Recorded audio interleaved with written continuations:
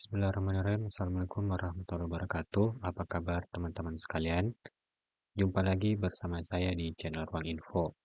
Pada video kali ini kita akan sama-sama membaca kembali berita terkait tentang pengangkatan honorer menjadi pegawai pemerintah dengan perjanjian kerja atau P3K.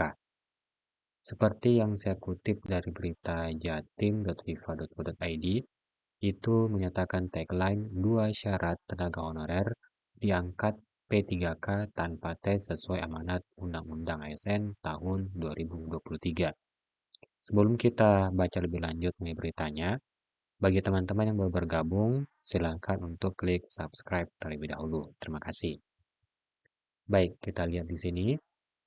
Ya.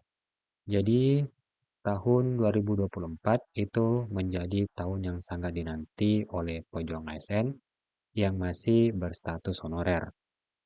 Karena atas amanat Undang-Undang Nomor 20 Tahun 2023 tentang ASN, pemerintah akan segera selesaikan masalah tenaga honorer hingga Desember tahun 2024. Dalam proses pengangkatan tenaga honorer menjadi pegawai P3K tahun 2024, ternyata ada dua syarat wajib yang harus dipenuhi oleh para calon ASN.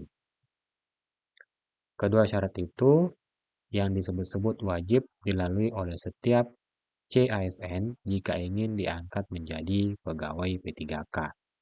Tentu sangat penting untuk semua honorer di setiap daerah mengetahui apa saja syarat yang dimaksud.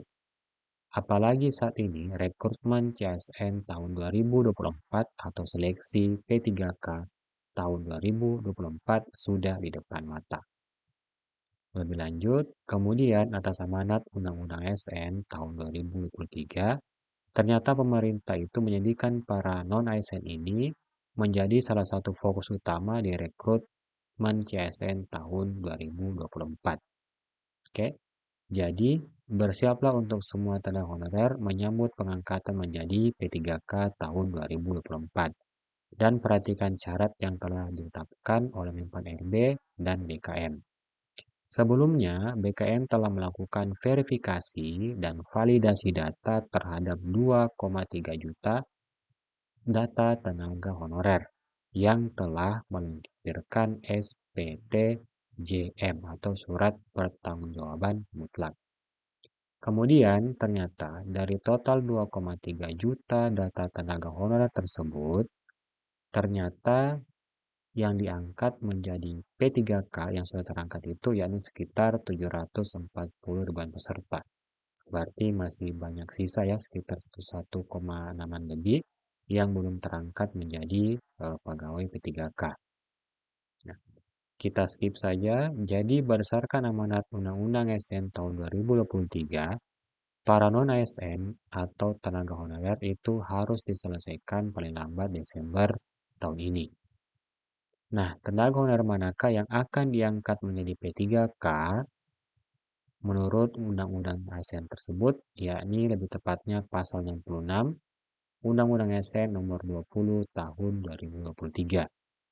Ternyata itu ada dua buah syarat yang harus dipenuhi agar yang diangkat menjadi PPPK itu maksimal Desember 2024 sesuai keterangan pasal 66 tersebut. Syarat apa saja itu? Nah, jadi di sini ada dikatakan bahwa jadi dua syarat yang dimaksud pada lampiran penjelasan Undang-Undang ASN nomor 20 tahun 2023 yakni yang dimaksud dengan penataan adalah termasuk verifikasi, validasi, dan pengangkatan oleh lembaga yang berwenang. Sehingga berdasarkan statement ini, maka syarat pertama yang dimaksud yakni mempunyai data yang terverifikasi dan tervalidasi di dalam database pemerintah dalam hal ini melalui BKN. Nah, jadi apakah data-data dari teman-teman itu sudah terverifikasi terlebih dahulu dan tervalidasi itu baru bisa masuk ke syarat pertama. Kemudian, lalu yang kedua, pasca terverifikasi, yakni seluruh data tenaga honorer itu divalidasi kebenarannya agar benar-benar nyata dalam database pemerintah. Sehingga apabila kedua syarat sudah terpenuhi, yakni sudah terverifikasi dan tervalidasi, maka tahapan selanjutnya adalah pengangkatan menjadi pegawai pemerintah dengan panggilan kerja atau P3K.